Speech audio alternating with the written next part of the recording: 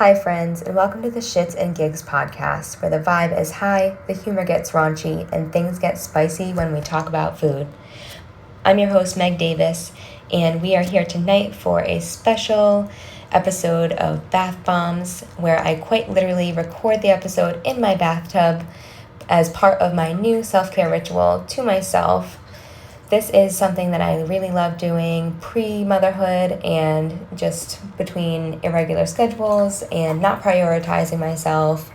I fell away from that habit, and this is my attempt to save that by tying in this fun passion project of mine, the Shits and Gigs podcast. All right, let's get down to the nitty-gritty here of Bath Bombz tonight. Our first topic is dangerously convenient tech hacks. I hope you're ready to be mind blown. First is an Amazon hack. I apologize in advance if this enhances the amount of purchases and packages that show up on your doorstep. If you don't already know, Amazon has a feature where you can scan a picture, or not scan a picture, you take a picture of an item and they will provide you with hundreds of options that you can very conveniently buy on their site and get shipped right to your home. So if you haven't figured that one out yet, try it out. I mean, this definitely is dangerous.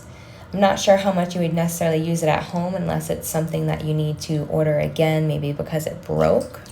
However, I was thinking this would be pretty amazing when you go to a restaurant and say like you're in the bathroom and the faucet's really pretty or the hardware is really cool. This is the shit that gets me excited. Then you could just scan a picture of it and hopefully Amazon can hook you up.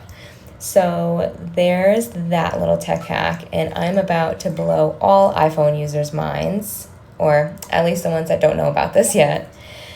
I want you guys to open up your photos and click on a photo that you might want to crop. And when it's just like you've clicked the photo and it's just that photo on your screen, zoom in. And if you have the latest update, you should notice a magical little crop button appears in the top right-hand corner. You hit crop and it crops it automatically, guys. You're welcome. I just saved us all hours of our life. Thank you, iPhone, for this update. This is something that we need. Stop putting all this junk on our phones and do shit like this that increases efficiency for people that need it.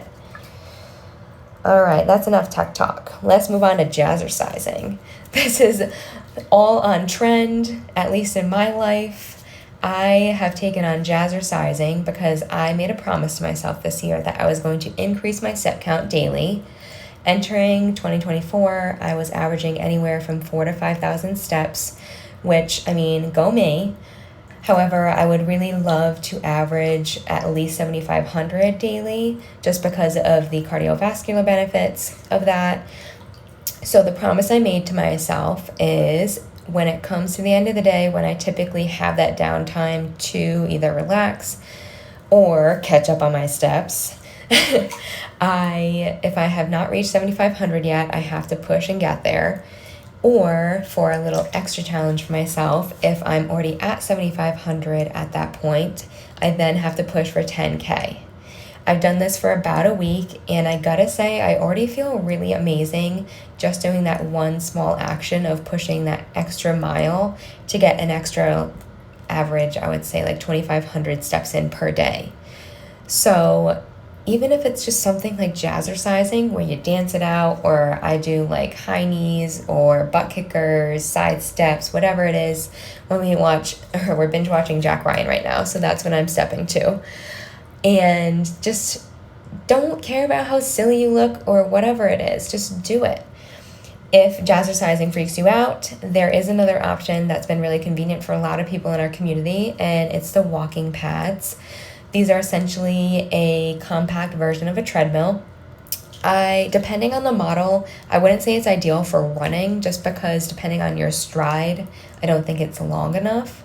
But to increase your step count while you're binge watching your show, definitely a cool thing to have at home. Read reviews because the quality on some of them is not fantastic. I don't know. I'm back and forth with getting one because I always throw the ones off the track at the club because I walk like a weirdo, so I don't know if it's worth it for me yet. But Jazzercising is where it's at in our house right now, so if it's the one thing that you can do for yourself, increase those steps to 7,500 above, and I promise that you will feel amazing. And now I want to transition. I had a really great reflection with my husband and our friend Nick on New Year's Eve, and I kind of just came up with a handful of questions that I know have been really powerful for myself in the past, reflecting either on the month or the year. And I had us all reflect on those independently, and we kind of just shared out loud. But then I had a morning where I had an hour and a half to myself, which never happens. So thank you, universe, for that little gift. The first day of the year, I was able to put all of my reflections down on paper, which if it's down on paper, guys, it's such a power move. You think like typing it out on your phone or saying it out loud is powerful. Writing it down on paper, there's nothing like it. So definitely get yourself a little journal if being more mindful is something that you want to accomplish this year. And if that's your goal, I highly recommend going to my page on Instagram at megdavis.healthcoach and checking out the reel. It has corn husks in the background, and you'll have all the questions pop up as you watch. And I highly recommend you, sorry, I just dropped my phone. I highly recommend you give a shit about yourself. Take this time for yourself. You totally deserve at least 15 minutes to answer these questions for yourself heading into this year. And if you feel inclined, shoot me a DM on Instagram when you take time for yourself and share what you got cooking. All right, guys, we're about to get into the thick of it right now. My husband and I went down this rabbit hole, about sponges the other day. I don't know who you are out there that is still using a sponge in your kitchen, but throw that shit away. Sponges are nasty. They're raunchy. I don't like them. They freak me out. They smell weird. They get discolored because of all the bacteria that's infested in its pores. Cringe. So I know how this topic came up in our kitchen. I was using our scrubber. We use like the plastic bristle scrubber, and I don't know, it's like too big. It knocks over in our little cup that it's held in, and I just don't love it. We haven't found our ideal dishwashing object yet. So the topic of sponges came up, and I was ever so curious. So I asked my Alexa, how much bacteria is on a sponge? And guys, it is a highly contaminated object, not shocking. There is 10 million bacteria specimens, I don't know if that's the way you would word that, per square inch. That's like probably close to 60 or 80 million things of bacteria on your sponge. Throw it away. Throw it away. Don't use a sponge. What I did find after that, because I was curious, the best option for hand washing dishes is a silicone-based sponge or the plastic bristles. And I actually boil my brush every once in a while, or I'll run it through the dishwasher just for disinfectant purposes. I haven't honestly been super great with that, but that is something that I typically do at least, I would say, once a week. I'm going to get back into that now that this topic has come up and I am now skeeved out about dishes.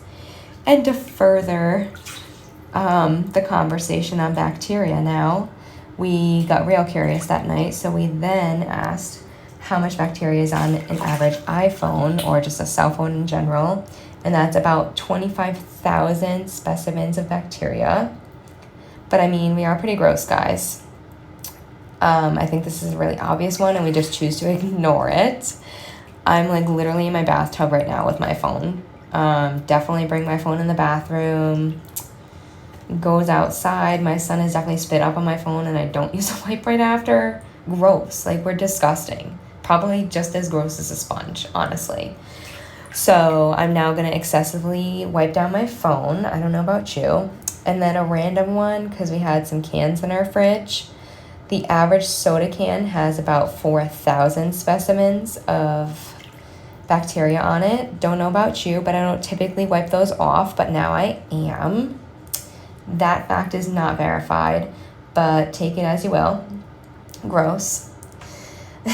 And then today, while I was writing down this point that I wanted to talk about, I went down a soap rabbit hole.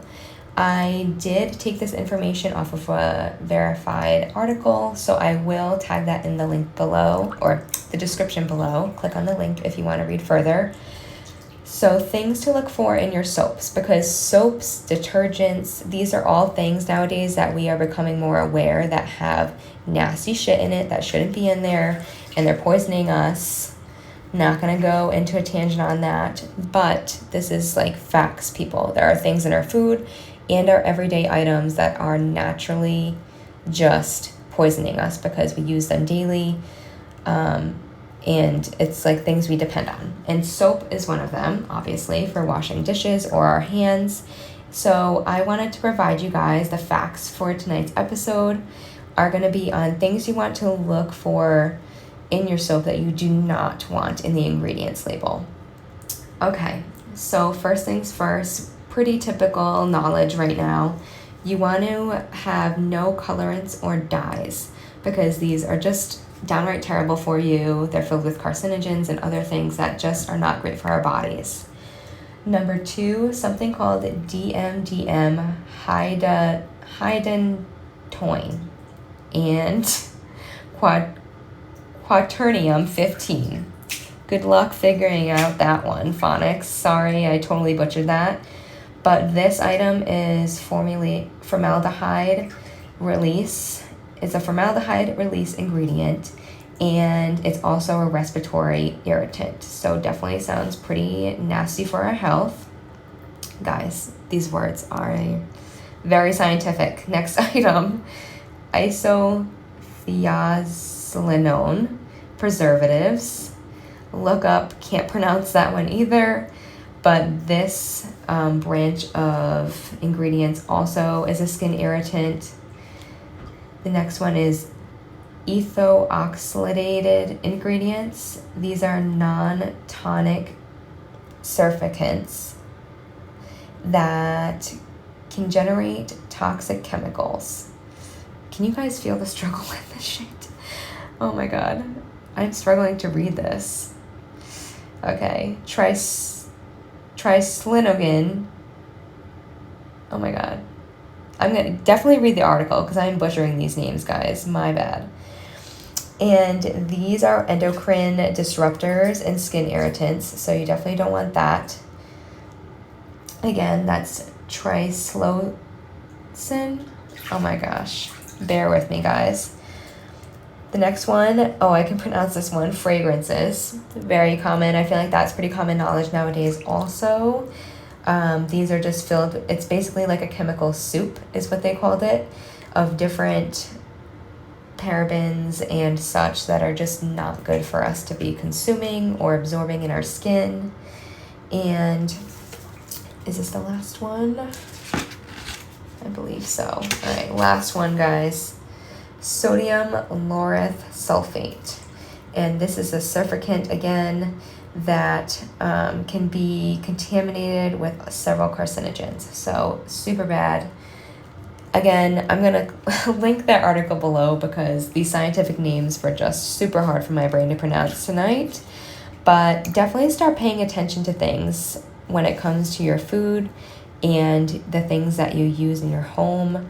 It's a huge woke era about this right now. So there's tons of things on TikTok, on Instagram that are sharing really helpful knowledge on this stuff. So definitely make it a point this year to potentially look into that for yourself so we can be leading our healthiest and happiest lives ever. All right, guys, that is it for tonight's Bath Bombs episode.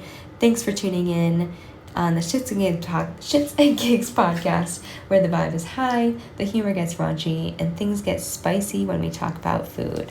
Have a great night. Toodles.